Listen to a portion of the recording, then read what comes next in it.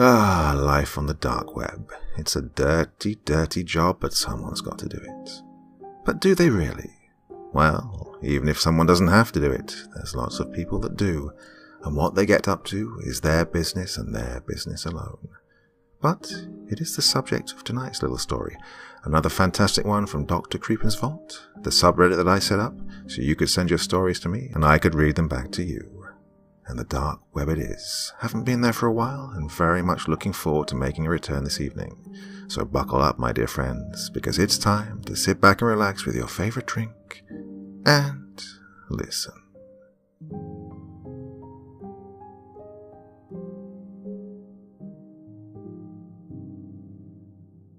My story is a long one and mostly uneventful. And that's the way I like it. Uneventful, quiet, forgettable. However, there are times that stand out, times that I'd prefer to forget, and times which I wish I could relive forever. It's these moments in my life that I've come to share with you, maybe to clear my conscience, maybe to simply get it off my chest, dirty secrets and all that. Do keep in mind, though, that there will be many details that I must omit for obvious reasons. Chief among them, my own safety. Chances of the people I'll mention here finding this are low, however, precautions must be made. My username is fake, the names in these stories are fake, but the events, on the other hand, are very real. I work on the dark web, running an online business of sorts, through a warehouse I own. It's a front that makes me all my taxed income and keeps the feds off my back. Helps me clean money as well. The front is simple auto repair, and I do actually have customers and an established clientele, but the real money is made on the clever use of my property. It's a large 15,000 square foot rectangle, with offices in the front and the very rear, and with multiple partitions in between. Bay doors in the rear of one side even allow for large, big rigs to back up and load or offload their cargo. It's situated deep in an industrial complex in the central Florida area, in the home of the Big Mouse himself. The place was perfect for the operation that I'd set up over the last few years. Easy access parking lot, access through 4 different driveways and 2 different roads, one of which is a dead end, but it makes for easy freight truck deliveries. Speaking of which, I'm a fixer, obviously of cars, but for the dark web as well. Like I said before, I use my property for most of the work. Sometimes it's simply a dead drop location. Someone drops off a package and someone else usually comes by sometime later to retrieve that package. Those are the easiest. I don't even see anyone the majority of the time. Just a notification on my cell of funds being placed into my PayPal or Venmo account. No risk to me. I never even knew the package was there. Other times someone hands me a payment directly. I like these the most.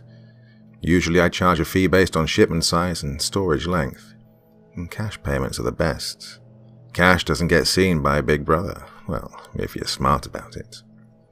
I'm not, unfortunately, so I keep someone on the payroll who is. They manage not only my personal and legal business accounts, but the off-the-books accounts as well. Sometimes I make hot items disappear. Automobiles, electronics, parts for one thing or another, doesn't really matter. Sometimes I'll buy the product myself. Other times I work for a broker. A little more complicated, a little higher risk, a little off the top for the broker, but a bigger cut at the end of the day. And sure, if I get caught with this stuff, it's certainly jail time for me. But that's the beauty of a place that's out of the way. Nobody really comes snooping around unless they're looking for trouble. I'm also the last stop in a lot of delivery chains for the Orlando area. A package will be dropped off without any exchange of words. Simply a slip of paper with a code or phrase on it. A few hours may pass, maybe a day, and someone else will drive in to claim it, simply handing off another slip of paper containing a matching phrase. I really only have one rule to this job. No talking. I don't want to know your name, where you came from, how the weather is. No, none of that. Your life and mine don't get to mix. I don't talk to you, you don't talk to me. Nobody gets in trouble, and we all get paid. Of course, that's the way I like to run things. It doesn't always go as planned, though. And that brings us to both my least and favourite part of working on the dark web, actually dealing with people from it. Like I said once already, I'm a fixer. Sometimes I'm fixing people, sometimes I'm fixing their problems. Many times that happens to be other people. I'm no stone cold killer, and I won't be. The pay isn't high enough for that. I'll rough someone up if I'm paid to, and I'll protect what's mine if need be. Now, with the introduction out of the way, I'll choose the name Jack for these little confessions. I like to think I'm a jack of all trade when it comes to this stuff, so, well, there you go. Our story starts way back, about 10 years ago, on a Floridian winter day. I was about a year into the business before my first major problem happened. I had little things happen in the past, like shipments that never got to me, or deliveries that never made it to their destination from my location. Stuff like that. This time was different, though. Nobody arrived to take receipt of a shipment. I walk the warehouse twice a day. Once when I arrive in the morning, and once before I go home. It wasn't unusual to see cargo not move for a few days, even a week. Many times it would come and go without me knowing when. I just get the payment for being a dead drop.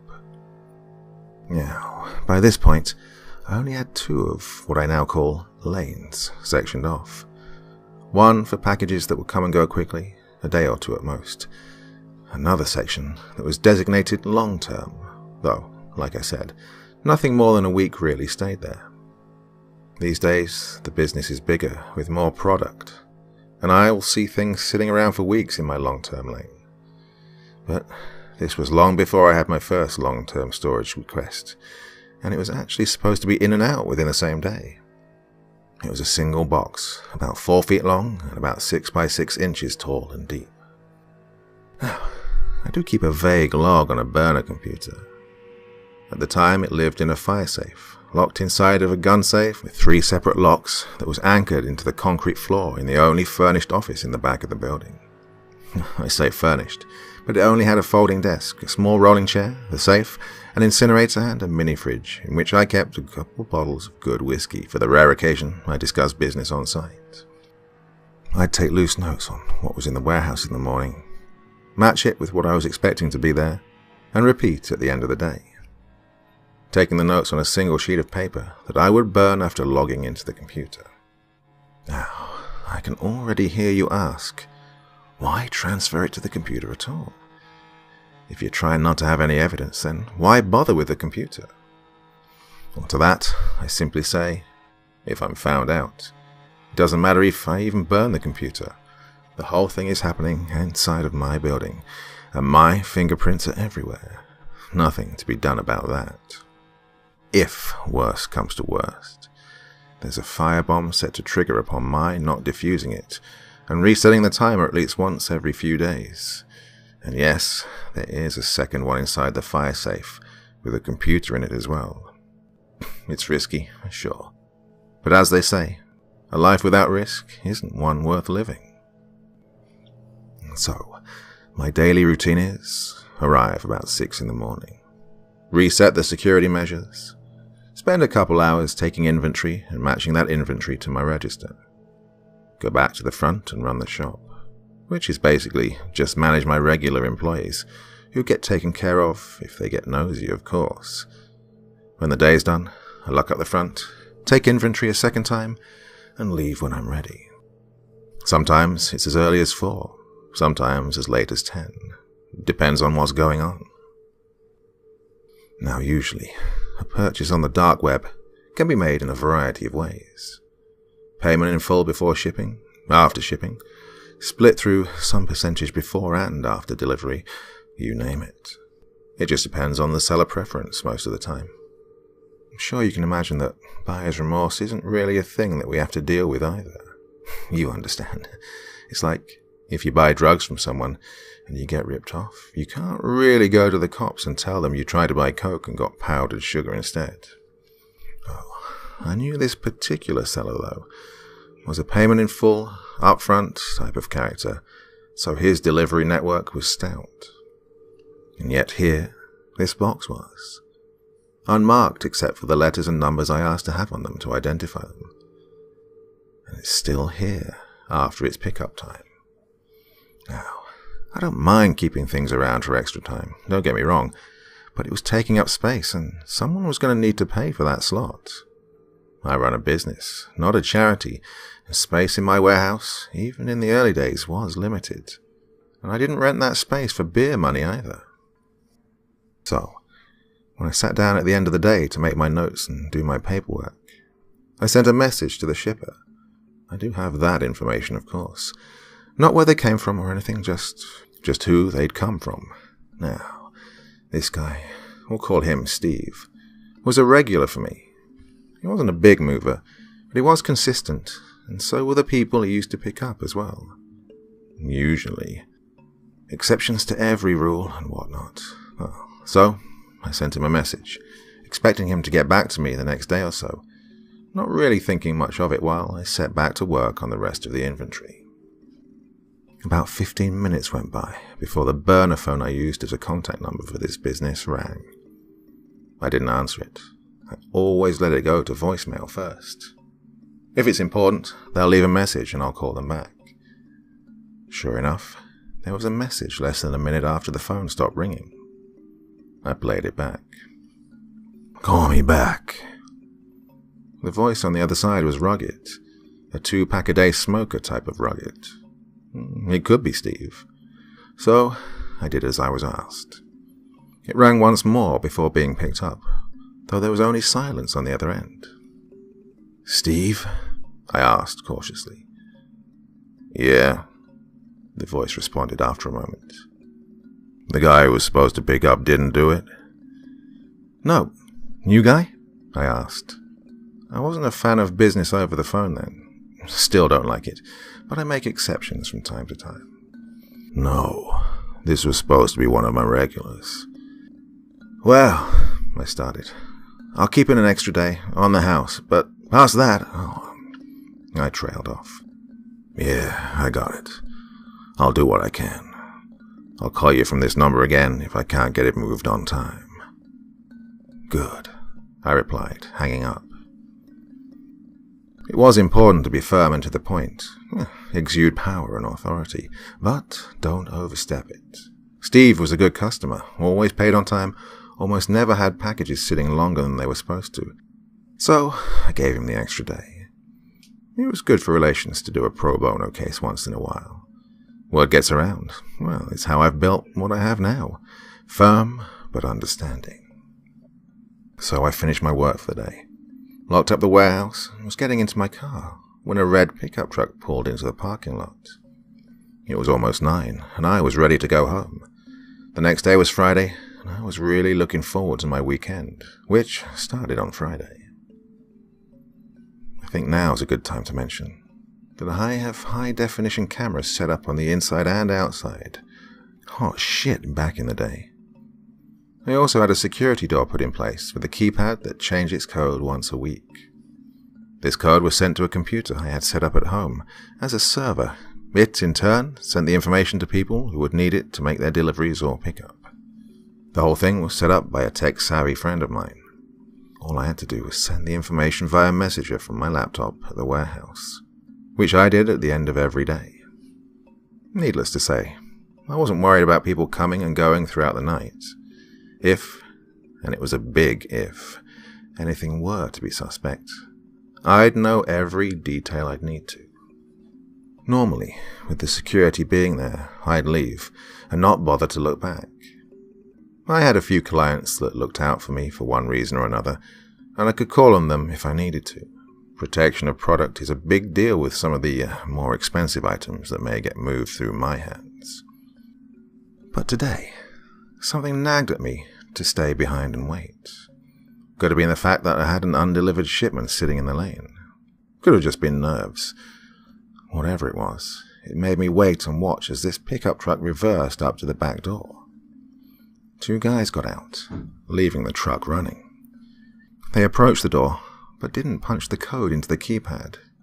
Instead, they turned back around and opened the tailgate, both of them hoisting out a long pry bar, looking right out of the truck bed. It must have been heavy, because it took the both of them to lift it. They jammed it under the door and wrenched it upward, the both of them. The metal door buckled and bent, but didn't come off the hinges, though there was a visible gap, even to me from across the parking lot. They then stuffed a chain into the space at the top, fished it out from under and through the bottom of the door, wrapping it around the trailer hitch to secure it.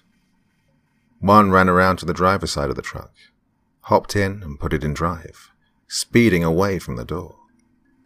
The chain pulled tight and ripped the door from the frame. The sound was louder than I expected, as the door bounced and slid across the parking lot. The driver got out, unhooked the chain, then backed the truck up to the now doorless doorframe. They were in a hurry. He left the door open and the truck running as they rushed inside. They hadn't noticed me sitting in my car, parked diagonally about 50 feet away. There were no streetlights in the back, only one dim light that illuminated the now empty doorway. So not only did they not see that I was there, but they didn't see me retrieve the silenced 9mm that I kept in the glove box. Now, like I stated before, I'm no hitman, but nobody deals within the dark web without protection.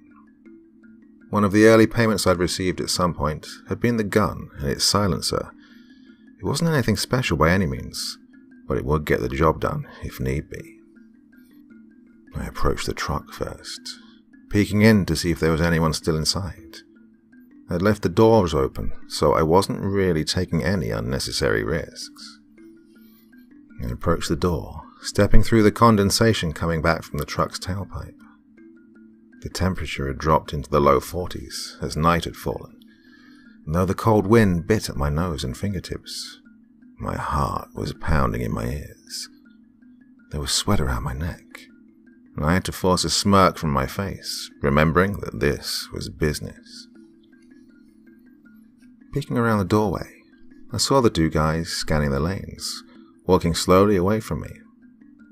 I heard one say, "I know it's long, addressed to some guy named Augustine, or some pretentious shit." I didn't see any weapons on them, but that didn't mean they didn't have any. I pulled the neck warmer up over my nose and mouth, and entered the darkened warehouse. I knew where they were, and I knew the layout of the place like the back of my hand. If I played my cards right, I could get the drop on them. I prefer not to have to kill anyone, but if it came down to it, I was prepared. I stuffed the pistol in the back of my waistband and picked up a crowbar from the corner of the room as quietly as I could, creeping in closer. "It's gotta be around here some fucking place. The guy said he hadn't picked it up yet. At least he was right about the place being empty at night." "Will you shut up already?"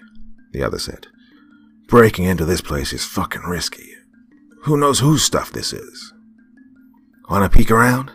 the first asked, stopping for a moment and looking around with a flashlight at all the boxes and crates stacked all around him. Could be some good shit just waiting to be taken." "Fuck no, you moron. Didn't you hear me? A lot of this stuff probably belongs to people who would kill you like it was fashionable. Let's just get what we came for and get the fuck out of here." When the guy closest to me had his back turned, I stepped from cover and got within striking distance and swung the crowbar like a baseball bat, slamming it into the side of the guy's head. I tried not to swing it with all my might, and there was definitely a deep thunk when it connected. But the adrenaline was racing now, and I disappeared into the shadows before the guy had even hit the floor. The flashlight dropped onto the ground first, the bulb inside blowing out. To this day, I think that's what saved me from getting caught, because it rolled right over to face me. It was stealthy, sure, but it was definitely not unnoticed by the second guy, who seemed to have found what he wanted and was picking it up when I'd hit the first guy. The guy I hit never really made any vocal sounds, but his body hitting the floor sure did, and his friend snapped around, turning the flashlight in what he thought was his friend's direction. I couldn't see him clearly because of the flashlight, but he was definitely moving in my direction now, searching for me. I made a move around some large crates, trying to get behind the second guy. "Oh, fuck, man. I knew this was a bad job," he whispered, mostly to himself, as he approached his friend. "Dude, get up." He was looking around with the flashlight now, panicking more every second. "Oh, come on, man, get up." I rushed at the second man, swinging the crowbar around his neck and pulling him back onto me. We fell to the ground. The struggle itself is a little vague. He hit me in the head a couple times, trying to get free, but, well, I held steady, keeping the crowbar where it was, and after what felt like minutes of the guy struggling, he slipped into unconsciousness. I pushed him off of me with a groan. I walked over and flipped on a couple of overhead lights and set to work getting the guys tied up with some ratchet strap tie-downs. I pulled out my phone and called Steve again. 2 rings this time, and he answered. "Hey." His voice came through as rough as the first time. "Whatever you've got sitting in my warehouse is hotter than shit, and I want it gone."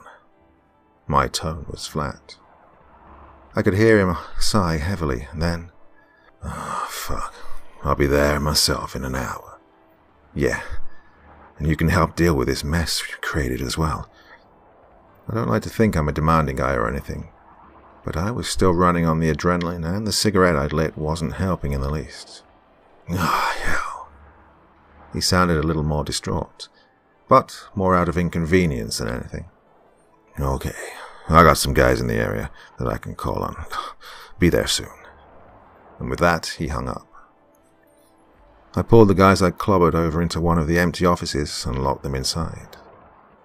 The one I'd hit with the crowbar was bleeding pretty bad, but it didn't look like I'd cracked his skull or anything, so I just wrapped his head up in some cleanish shop rags and duct tape and left him tied up there. I didn't need some guy dying on my property if I could help it. Bad mojo, that. I walked outside and parked the truck out of the way and dragged the door inside. The wind was picking up, and I could smell the smoke of a fire probably made by some homeless guys to keep warm, but it was otherwise quiet. I lit a second cigarette and waited, pacing back and forth down one of the lanes, listening intently. But the only thing I could hear was my own heartbeat, just beneath the sound of my footsteps on the dusty floor. The adrenaline was starting to come down when I heard the sound of vehicles pulling up outside. I peeked out again, grabbing the grip of the gun under my coat and approaching the door. I heard one set of footsteps approach, then a familiar voice call out, "Hey, Jack, it's me." I relaxed, exiting the warehouse to meet Steve face to face for the first time in our many-month-long partnership. He extended a hand slowly. I took it in mine. He was a big guy, much larger than myself. Biker look, leathers, bandana, white hair and a beard, chains and rings. Like he walked straight out of Sons of Anarchy or some shit. "Steve," I said mildly. "Jack," he nodded back. "Let's get this over with, shall we?" I was stressed enough as it is, anxious to get home and have a stiff drink. He nodded, first to me, then over his shoulder to the 7 guys who were filing out of the 2 new trucks parked in the loading dock. They all wore black cargo pants, work boots, and black hoodies with the hoods up. Classic gangbangers, though I didn't bother looking at any of their faces. I didn't want to know, nor did I care. "Take that truck over there on your way out," I said, pointing at the truck the guys had driven in with. "Okay, no problem," Steve said. One of the guys broke off right away to go over to it. "So, what happened?" "I was just about to leave," I said, walking inside, expecting the others to follow. "These 2 rolled up, yanked my door off, and just made themselves at home. I walked over to where I'd set the package off to one side, on one of the long countertops, and handed it to Steve. He took it with both hands, carefully. "The 2 guys you gotta take care of are in the first office on the right, through that hallway." I pointed through an open door and handed the key to the room to Steve, who handed it to one of the guys in black, whose only distinguishing feature was he looked like every generic white bouncer in every club in Orlando. Jacked, square jaw and shaved face. Looked like he was constantly smelling someone's shit. The 6 guys went in and carried the 2 guys out, handing me the key back on their way past. Steve and I just stood in the warehouse for a minute until they were gone. Drink?" I asked, lighting a third cigarette. "Yeah," he responded with a heavy sigh. He followed me to my little office that overlooked the floor, and I poured 2 glasses of a 15-year-old whiskey, handing him one. "So what's this gonna cost me?" he asked expectantly. Though I knew it was coming, I hadn't really thought of any kind of cost yet. Some cash, obviously, but this kind of trouble is the first we've had. I took a light sip from the glass, feeling the smooth amber whiskey slide down my throat. "Tell you what," I sighed. "Give me a stack and clean up the mess for me, and we'll call it square. The door too?" I nodded. "Yeah, man. If you could get that replaced tonight, I'll get it refitted with a new lock tomorrow." "Deal," he said, taking a swig from his own glass. He looked into his cup a moment. "Damn, good stuff." "Normally, I don't really want to know," I said, turning away from the window to face him. "But what's in the box?" "You sure you want to know?" he asked, raising a bushy eyebrow. I thought about it a moment. "Yeah, I do." What was worth breaking into an underworld storage facility and risking your life for? Look, these guys knew that there was some shit in this warehouse. They knew it was connected to some seriously shady and powerful people. What was worth that risk? He set the box down on the table, pulled out a switchblade and cut the tape open. "You're sure?" he asked once more. I merely gestured with the glass in my hand. He opened the cardboard box and pushed aside the packing peanuts, lifting out a long, thin black case. It was the deepest black I'd ever seen. It didn't shine or even look like any kind of material that I'd ever seen before. It was like my eyes couldn't quite adjust to looking at it. I couldn't see a seam or a hinge or anything. When he set it down on my desk, it looked like someone had opened a window into the vacuum of space. "You gotta open it for yourself, though. I'm not gonna do it for you," he said, looking away. That should have been warning enough. This guy looked like the type of guy who ate nails for breakfast, and had probably seen things that would keep me up for days. Even as I sit here, recounting this, I know I'm not going to be sleeping for a few nights. What I saw inside that box defies all logic, all reason. Nothing I'd ever seen before or since has come close to giving me the vertigo than what was inside that black void. What I saw when I lifted the lid of that box didn't have a form I could put into words. I only saw it for a second before I dropped the lid closed again. Turning for the trash can, I emptied my stomach of its contents and instantly broke out in a cold sweat. "What?" I stammered, my composure completely broken. "What is that?" "I don't know, but the guy who brought it told me it wasn't from our dimension, whatever that means." Steve was placing it carefully back inside the packing material and closing the flaps on the box when I turned back around to face him. "I'm sorry this thing caused you the trouble it did. I didn't think anyone would be trying to get their hands on it. Look, I've got some connections that will track down." I raised my hand to cut him off. "I don't want to know," I breathed. "Just pay me the dues and we'll put this behind us. I don't want to hear about it again." And I didn't. Steve and his crew left after putting a new door on the hinges, and I went home to drink myself into a stupor for a couple of days. Until a couple of weeks ago, I'd all but forgotten about it. But after writing this, it'll be another few sleepless nights, drinking to forget.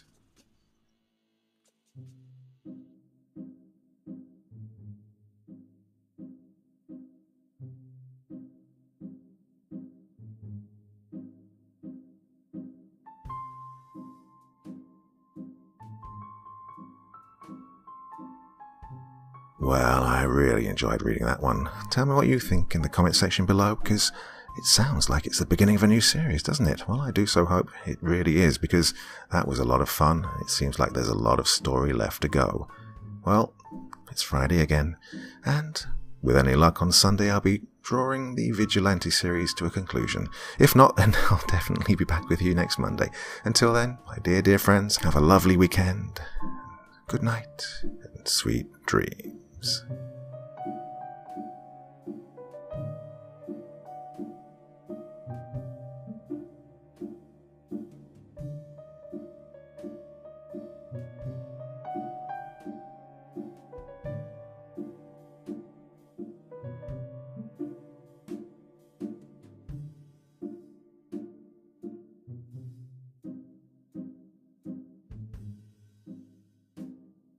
Thank you so much for choosing to spend your time listening to me.